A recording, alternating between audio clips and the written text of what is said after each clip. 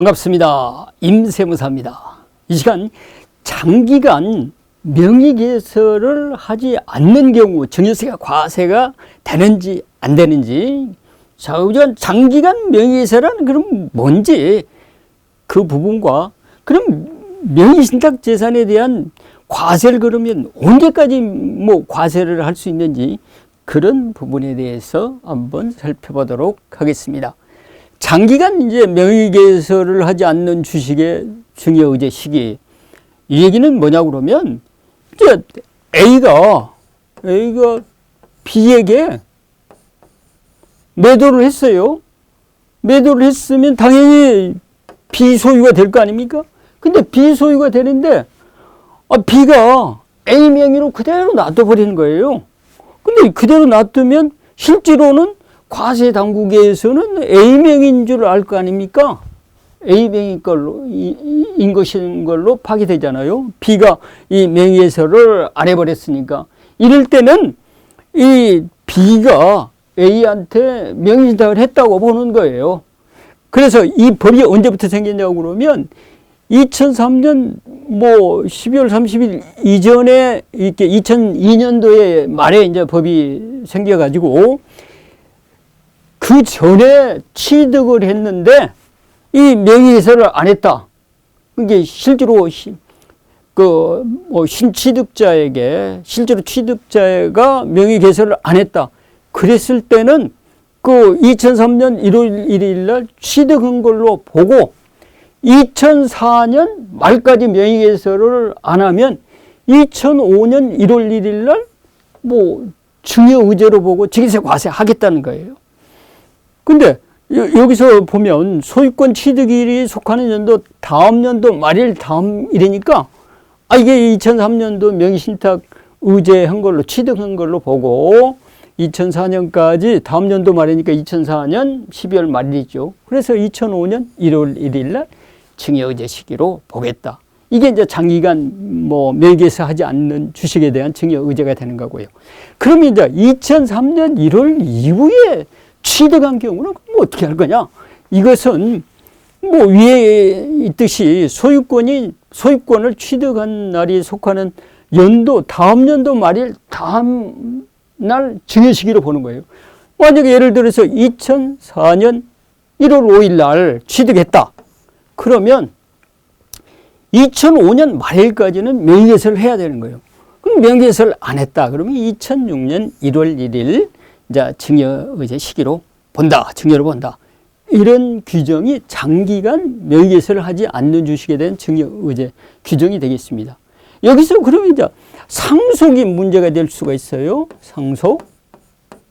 그러면 이게 이제 매매에 의해서 취득할 때는 이 규정을 적용을 받는데, 그럼 상속으로 이렇게 취득을 했다. 그랬는데 피상속인이 돌아가시기 전에 다른 제3자한테 명의개설을 해놨어요. 명의신탁을 해놨어요. 제3자한테. 그랬을 때 상속이 개시되면 반드시 상속재산으로 신고를 하고 상속인이 상속세를 내면 그건 괜찮지만, 만약에 상속인이 명의개설을 안 하고 제3자로 그대로 둬버렸다. 그러면 어떻게 볼 것이냐. 이것은 상속인 경우에는 2016년 1월 1일 이후 상속이 되는 것부터 2016년 1월 이후 상속이 됐는데 상속인 명의로 명의개설을 만약에 2016년 1월 달에 상속이 개시됐다. 그러면 2017년 말까지 명의개설을 해야 되는 거예요. 만약에 2017년 말까지 명의개설을 안 했다. 그러면 2018년 1월 1일 증여의제 시기를 이날로 보고 상속 개시일 평가 금액을 가지고 증여의제로 증여세 과세를 하겠다는 거예요. 그래서 이 부분 취득에 관련된 것은 2003년 1월 1일부터 이렇게 과세가 되는 거고, 상속인 경우에는 2016년 1월 1일부터 명의개설을 않는 주식에 대해서 증여세 과세를 하겠다. 이런 경우인데, 그러면 다 이렇게 과세를 하느냐? 그런 게 아니고 예외적으로 과세가 안 되는 부분이 있죠. 만약에 이렇게 취득을 했는데 B가 명의개설을 안 했다고 해서 A가 뭐 이렇게 불리한 혜택을 받으면 안 되잖아요. 근데 A는 자기가 팔고 양도소득세나 증권관세 신고를 해버렸다. 그러면 뭐 A는 아무 귀책 사유가 없잖아요. 그래서 이때는 증여세과세를 안 하겠다. 그런 얘기가 되겠고요. 그리고 상속인 경우에도 이렇게 피상속인이 타인 명의로 명의개설을 해놨다 하더라도 상속인이 상속 개시일 현재 뭐 그 상속세 신고를 합쳐서 상속세 신고를 해버렸다. 그랬을 때는 장기간 뭐 명의개설을 안 했다 하더라도 상속세 신고를 다 했기 때문에 이 부분에 대해서는 증여세과세를 안 하겠다. 그게 이제 뭐 이 규정의 뭐 취지가 되고요.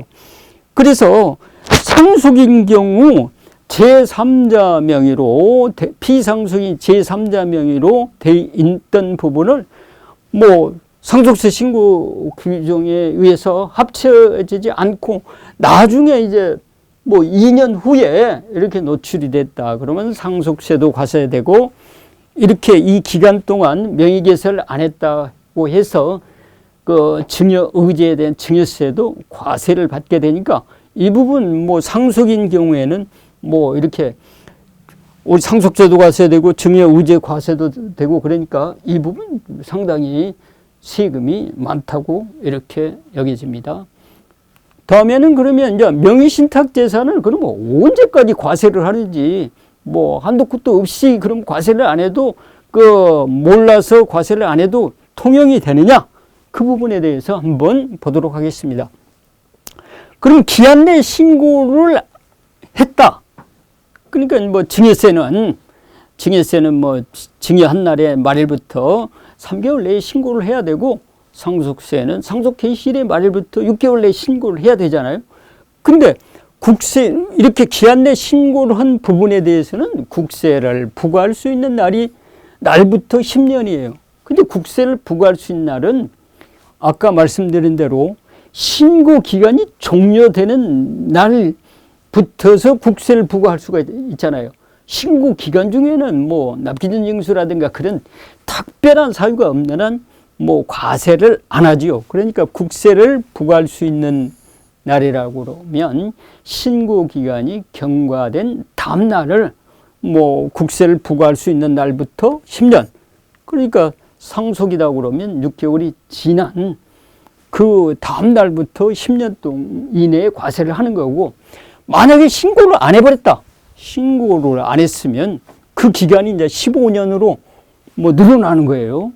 그 신고를 했으면 10년, 무신고를 했다. 그러면 15년으로 늘어나는 거고, 이것도 마찬가지로 국세를 부과할 수 있는 날부터 15년이에요. 그 다음에 이제 거짓 신고라든가 누락된 부분, 이것도 15년이에요. 상속세나 증여세 누락해서 이렇게 하면 15년 이내에는 증여세를 과세할 수 있다. 이렇게 보시면 되고요. 그런데 이제 누락 재산이라든가 차명으로 가지고 있는 재산이라든가 골동품이라든가 타인에게 명의신탁 재산이 이게 50억을 초과했다. 이게 50억을 초과했다 그러면 이게 기한이 없는 거예요. 그러니까 과세 당국에서 안 날로부터 뭐 20년이 됐건 30년이 됐든 안 날로부터 1년 이내에 과세를 할 수 있는 거예요. 그러니까 고액 상속 재산을 뭐 누락하고 있다. 뭐 증여재산을 누락했다. 그러면 50억 이상 되는 고액되는 것을 누락했을 때는 과세 당국에서 안 날로부터 1년 이내에 과세를 할 수 있으니까 이 부분 우리 뭐 그 재산이 어느 정도 되시는 분들은 이런 그 부가제척 기간, 그러니까 증여세나 상속세를 과세할 수 있는 기간이 무한적으로 늘어나 버리기 때문에 이런 것이 있다 그러면 뭐 과세를 이런 식으로 안 당하려고 그러면 뭐 합법적으로 신고를 해서 사전에 납부를 하시는 것이 그 현명하리라고 판단되고요. 나중에 10년이나 15년이나 뭐 20년 뭐 이렇게, 이것은 뭐 20년 초과돼도 그렇지만 이런 재산을 10년 정도 돼서 노출이 됐다. 그러면 이게 무신고 가산세 뭐 지연납부가산세 이미 이렇게 되면 증여세나 상속세 버금가게 가산세가 훨씬 많아질 수가 있습니다. 그런 사례를 제가 이렇게 조사 대행을 하면서 종종 뭐 이렇게 경험을 했는데, 이때는 대책 없어요. 그 대책 없이 그 뭐 증여세나 상속세 본세보다도 가산세가 훨씬 더 많기 때문에 이 가산세가 뭐 본세하고 합치면 증여했던 가격보다도 본 가격보다 훨씬 더 많은 세금을 이렇게 나중에 낼 수가 있기 때문에 상속 증여세에 관한 한 실질적으로 그 정상적으로 신고를 하시는 것이 절세의 지름길이다. 이것을 말씀드리면서 부가제척기간에 대한 강의를 마무리하겠습니다. 고맙습니다.